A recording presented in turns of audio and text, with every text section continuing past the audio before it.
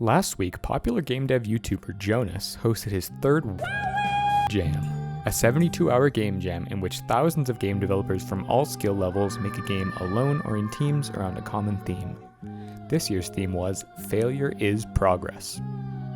When I first heard the theme, my mind went blank.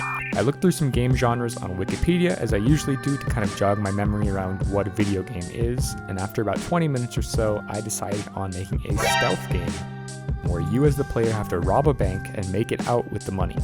The problem is, failing at a bank robbery usually means you get arrested, and that's not exactly progress for a thief. I tried to think of a way I could soften the consequences of being caught by a bank guard while still making the game challenging, and here's what I landed on. You are equipped with a device that lets you teleport away from a guard in a cloud of smoke, but only back to your getaway vehicle. This means you can continue the robbery from where you left off and leave the guards bewildered as to where you went. And I figured especially if these guards have AI on par with usual stealth games, them being really stupid and not being able to figure out where you went can be a feature instead of something players make fun of, or maybe even both. So with this idea in mind, I started up a new Unity project. The first thing we would need, I decided, was a player controller. So I imported my favorite input asset and programmed a simple one using a character controller, where the player can move in the cardinal directions and the player rotates towards the direction of their movement. I imported Cinemachine and got a camera set up to follow the player really quickly. At this point, I needed to start thinking about the bank that this heist takes place in, so I hopped into Blender and started blocking something out. I made a little building, a truck-looking thing as a spawn point / getaway vehicle, and gradually fiddled around, adding stuff that looks like it might belong in and around a bank. As I was doing this, I was thinking mainly about the routes that guards might walk around in. I need enough room for the player to be able to sneak around and past guards, but they should have to pay attention to the guards' paths to avoid detection. I added a vault, a little kitchen area, some dumpsters out back, and an area for the bank tellers. At this stage, I was basically just alternating between Blender and Unity, walking around the updated bank each time I made a change, and then exporting the new Blender file and seeing how it looks. Now that I had a bank to rob, I needed guards to protect it.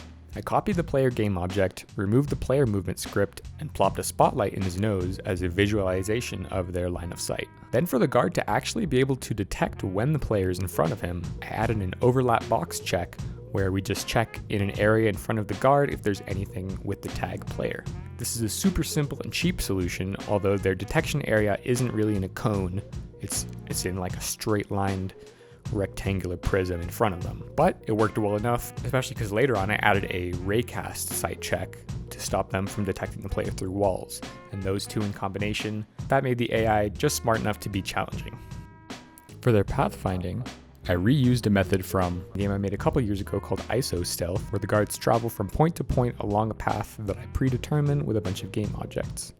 I imported Unity's NavMesh component package to bake a NavMesh based on the colliders, so I could just have a NavMesh agent on the guards for pathfinding, and they could find their own way from node to node. So to get an idea of where I wanted the guards to travel in the bank, I took some top-down screenshots of the map and hopped into Paint to paint some paths. This way I can imagine what it might be like to take a path through the building and see the pain points where the player might encounter one or multiple guards. I also had plans for adding security cameras that I later scrapped since the guards were tough enough to avoid as it was.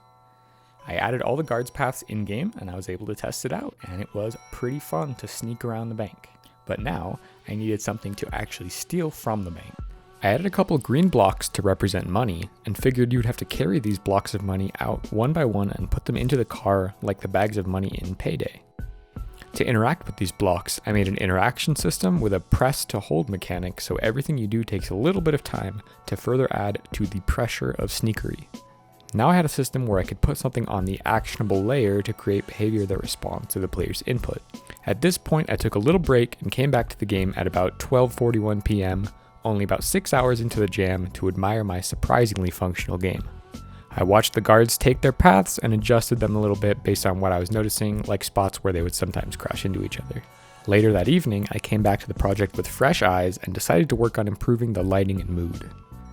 I made the scene a lot darker and a little bit colder tinted and added bakery to bake some really nice indirect lighting. I added a little bit of bloom too, and I forgot to record it, but I finished up the picking up money mechanic, basically just by parenting the money to the player when they completed the action. I thought it should be satisfying to cash your money into the truck, so I made a little money explosion VFX graph and programmed a big trigger to check if you have money and cash it in. To show progress and your goal, I put a text mesh counter on top of the truck, telling you how much money you have and how much you still need to get away. I also figured bank vaults are meant to keep people out of the vault, so it should probably have a door. I set the doors layer to actionable, and in literally one line of code could make the door just sort of sink into the floor and out of your way when you finished interacting, or in this case lockpicking it.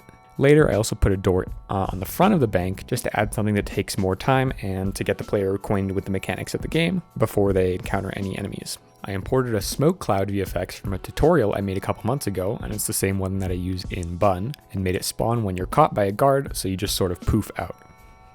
On the night of the next day, Saturday, I was happy with the state of the game and wanted to start wrapping it up. This is an unusual type of selection.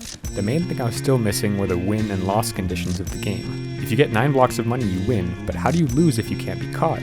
I decided the first time you're caught, a timer will start, explained as the police responding to the crime, so you're under time pressure to finish the job and escape. I playtested a bunch, messing around with different amounts of time, and then made UI panels to display the win and loss states. I noticed that the game was fun, but it was pretty tedious to collect 9 blocks and I was having trouble winning in only 3 minutes, so I decided to reduce it to 6 blocks, and that felt more fair. Finally, I wanted to get sounds in to make this as immersive and fun as possible. I added a nice cha-ching sound for cashing in your money, added a fence around the map to stop the player from falling off the map, and found a really beautiful sneaky song on open game art called Midnight Creeping that fit perfectly. At this point I was feeling pretty good about the game, so I went ahead and uploaded it to itch, made some quick cover art for it, and hit submit. And here is the final result: Confusing Heist.